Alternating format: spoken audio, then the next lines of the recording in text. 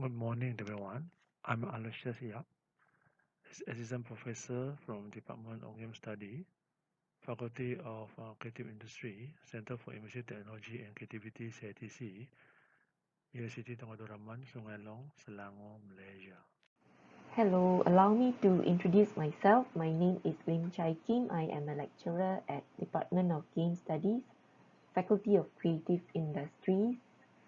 I am also a member of the Research Center for Immersive Technology and Creativity at Universiti Tunku Abdul Rahman, Sungai Long, Selangor, Malaysia. For more information about my work, you can scan the QR code here. Our topic, the development of an immersive Malay village virtual reality experience. In this paper, we write about using immersive technology, more specifically virtual reality or VR, to develop a Malay village experience for the younger generation to learn about their heritage and culture. In this project, the research team produced a VR walkthrough by using local content. For instance, using the real environment of a Malay village from southern peninsula Malaysia as a reference to construct the virtual environment VE 3D models of Malay houses were created based on the images of real Malay houses. The output of this project is a VR walkthrough of traditional Malay houses in a Malay village that can be viewed using a head-mounted VR gear. The walkthrough was then presented to the public in an exhibition. Feedback was taken to enhance the walkthrough experience. The objective of the project is to allow the public to learn and know more about the local heritage and culture through gamification and to promote VR as an approach for entertainment. For an introduction, traditionally, the Malay people in Southeast Asia built their houses using wood. The floor of the houses are elevated from the ground with steel or piles uh, to avoid wild animals and flood. The elevated floor has gaps which improve ventilation. Some houses are built using beautiful carvings that makes the house a highly valued heritage, passed down from one generation to another. Nevertheless, maintaining a wooden house is challenging, as it is prone to attacks by termites and harsh weather. As time passes, more durable and modern house architectures take over, and we see less of the traditional Malay house. In this context, the research is using the virtual reality platform to exhibit the research outcome. This research project started from an arrangement imported Unity asset stores asset house, then followed up with a simple walkthrough. The researcher figured out the user can walk through the house with stopping in front of the house like in the real environment. This is the first experience in developing a VR walkthrough project. The main objective is to develop a walkthrough for the traditional Malay house in the context of learning through playing, like gamification in the learning process. This is an important research project in terms of heritage and cultural study. In recent years, not many youngsters wish to know about their heritage and culture. It is important to introduce a new approach to the education field.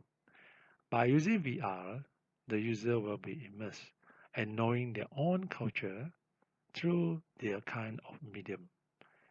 By using VR, they can play and walk through in their world in virtual environment (VE). The project team is divided into creative design and technical divisions. The two divisions carry out tasks in pre-production, production until post-production phases. The development pipeline. We start from concept or conceptualization, then we do the data collection, and then the team will go for creativity and design. Now to the programming and then testing. Conceptualization. First of all, the conceptualization process takes place. Everyone in the team is involved in this process. Using our conceptual framework, the team members will have a clearer picture of the concepts behind the project. Hence, will be able to work on delivering the expected output. For a research project which consists of research and production, a framework should be set up before production. If the concepts are not well defined, the project might be stopped at a later stage.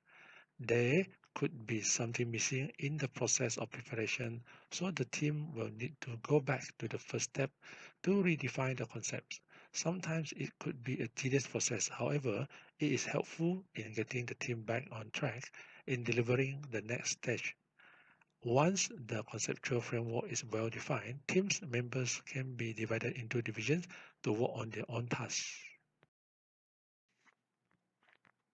The second process in the pipeline is data collection. Still and moving images are taken on site as a reference for creating the 3D models and environment. This is a process that is very suitable for team members to bond with each other. It is important for team members to communicate and commit to the project. The creativity and design process is where the concept art and concept board are drawn out and later audio and visual assets are created. These are created based on the data collected from the second process. Next comes programming. The player controls interaction and mission of the game is programmed. Lastly comes testing. The aim of this process is to find faults or bugs in the program so that they can be fixed before the end product is released. The surrounding environment consisting of terrain and trees were created using the Unity 3D game engine's wall editing module, while the 3D models of the Malay traditional houses, furniture, and other props were created using the Autodesk Maya 3D modeling software. Figure 8.0 below shows a screen capture of the exterior outlook of a virtual Malay house with blue skies and greeneries in its surrounding. A screen capture of the house interior can be seen in Figure 9.0. The technical division of the team works on programming the player controls, interaction with game world objects, and also missions of the game. Thanks to the wonderful team at Unity Technologies, more generic code and assets have been made available to the public. For example, the first-person view player controller is available for download from the Unity Asset Store. It can be quickly dropped into our project to allow players to move left, right, forward, backward, and look around the virtual environment. Nevertheless, some editing of code was necessary to allow the player movement using the head-mounted VR Gear's touchpad, shown here, and mobile phone's gyro sensor. So the mobile phone we cannot see from this photo, it is behind the cover. So in order to look left and right, we use the mobile phone's gyro sensor to look around, turning the head left and right, and then to move forward or backward, the player swipes his finger to the front or to the back. Although the main design of the experience is the ability to walk through the village and the houses, we have also designed a simple gameplay. Players are presented with local fruits displayed in wooden huts placed in various locations across the village. When interacted with, the name of the fruit is displayed, as can be seen in the screen capture here of a durian. The objective of the gameplay is to find all the fruits. Once all the fruits are found, rain begins to fall. The highlight of the experience, besides Walking through the village and traditional houses is to experience a rainfall. To generalize the edutainment gameplay design, a flowchart is drawn, as can be seen on the right-hand side of this slide. In this flowchart, the player controls are generalized. Player controls include moving forward and backward and turning left and right. Info object refers to objects that will display more information when interacted with. In the context of this game, the fruits are the info objects. The program keeps track of whether all info objects have been interacted with. Once all info objects are activated, a reward will be displayed. So if you look at the flow chart, here we check for player control. If it is initiated, if yes, we move the player and control goes back to this part of the program. We also check for if info object is clicked. If yes, we activate that object. And we check for if all objects are activated. If yes, we display a reward.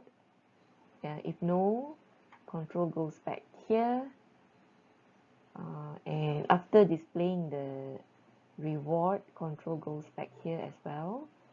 And the game ends when the player chooses to exit. So it is more of a sandbox game arrangement. The player can roam about the environment as long as they like. Testing. Testing was done at a few stages internally by the team members and also externally by real users. Testing was done to find out what are the faults and bugs of the game. Feedback from testers are important to help us improve the virtual experience. The outcome. At the end of the project, the team managed to develop a fully functioning VR walkthrough and game using the Malay traditional village as its virtual environment. The virtual environment was made available to the public for the first time at the traditional Malay houses in Malacca exhibition at Museum Dunia Melayu Dunia Islam (DMDI) Bastian House in March 2016. This is some of the local newspaper coverage for the event. We also participated and won an award at the Second World Innovation Contest WIC 2017 in South Korea.